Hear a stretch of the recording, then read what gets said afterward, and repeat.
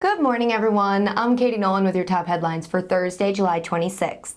Today I've got some more Chick-fil-A news and an important message for anyone who subscribes to Geek Culture. All that and more right here on your Guyism Speed Round.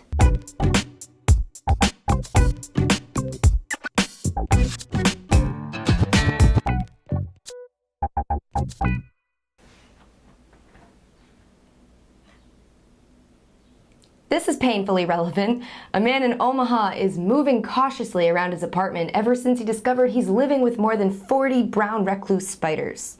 You Google that, because there's absolutely no way I can handle superimposing a picture of it next to my face, so we're gonna look at this puppy instead.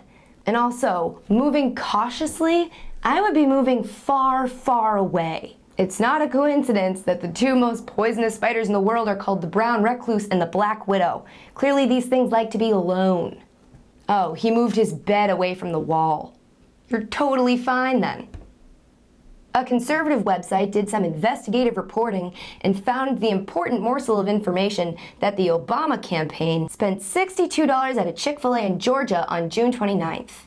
How could he, when his campaign claims to support marriage equality? Maybe it's because he also supports food being food and not a statement about your feelings on the gays. Or the line at KFC was too long. Quick, someone find out how they feel about gay people so we can turn this into some calculated move by the Obama campaign. I already know where they stand on hot chicken on chicken action. A lot of insurance companies have been using humor in their ads lately, like the Geico Gecko and the Allstate Mayhem guy, but studies show that it's not helping to boost sales. Progressive must be killing it then, because that Flo character, it's not funny in the slightest.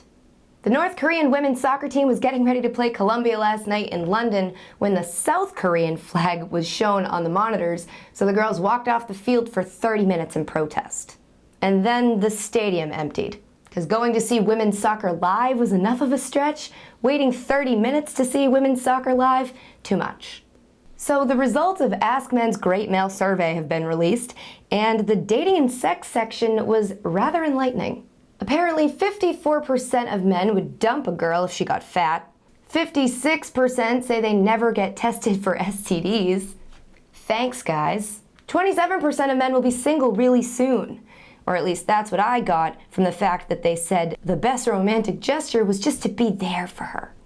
When asked how satisfied they were with their sex lives, 22% said, I have none, 18% said they want more, and only 16% are completely satisfied. Hard to believe I've had sex with 16% of the male population. What? Also, while 6% of men Google women before they go on a date with her, 0% look at her mom's Facebook to see how she'll look when she's older. So I guess the guy who wrote this survey didn't also take it. New details have emerged that seem to indicate Colorado theater shooter James Holmes was into hookers. In the name of journalism, 3 of them were interviewed, and here's what we got.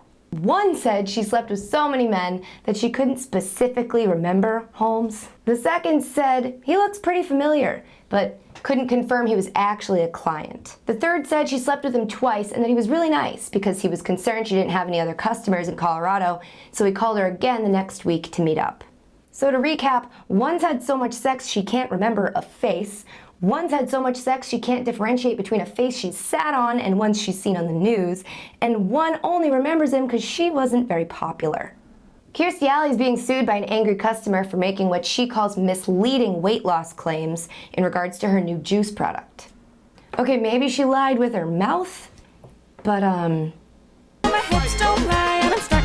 a judge in Bristol has warned that the kids' nights being hosted at several nightclubs were being used to tempt children into using drugs and alcohol.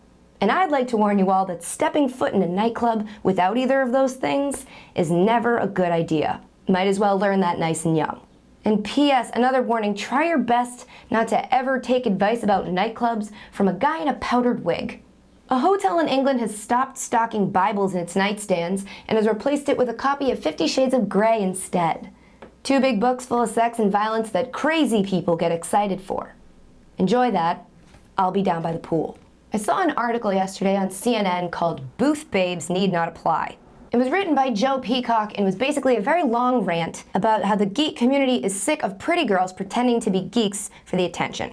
I have to say, after reading the article and the related comments, I'm pretty ashamed of geek culture. Doesn't anyone remember that this whole thing started as a counterculture for those of us who didn't quite fit in or weren't accepted by the in crowd? The fact that geeks and nerds of all kinds have abandoned trying to fit into someone else's mold and have just gotten together and thrown a huge party celebrating their uniqueness is fucking awesome. You don't have to worry about trying to be someone else's definition of cool. By posting an article in which you ostracize pretty women or just posers in general for coming to your celebration, you're exerting the same power of you don't belong that made your life a living hell in the first place. I'm just disappointed. Can't we just go back to the time when geekdom was a haven for everyone to come let their inner freak flag fly, instead of trying to reinforce our belongingness by shooting down other people's belongingness? That was the point, originally.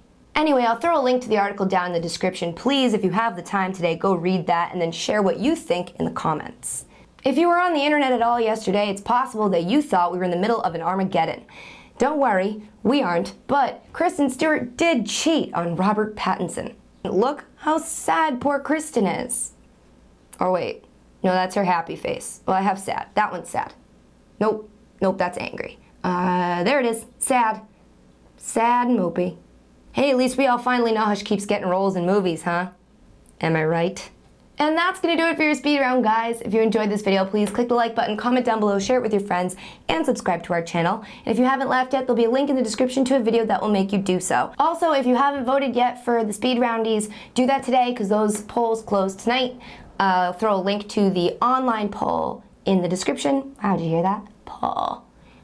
Or you can always email me at katie@guyism.com. If you email me, you'll be entered into a chance to win the prize. I'll be announcing that winner and the winners of the awards on tomorrow's show. On that note, enjoy your Thursdays. I'll see you right back here tomorrow with more headlines that you need to know. Oh, and speaking of comments, specifically to this girl, if you want these jobs that these pretty girls are supposedly stealing from you, get out there and do what you have to do to get them.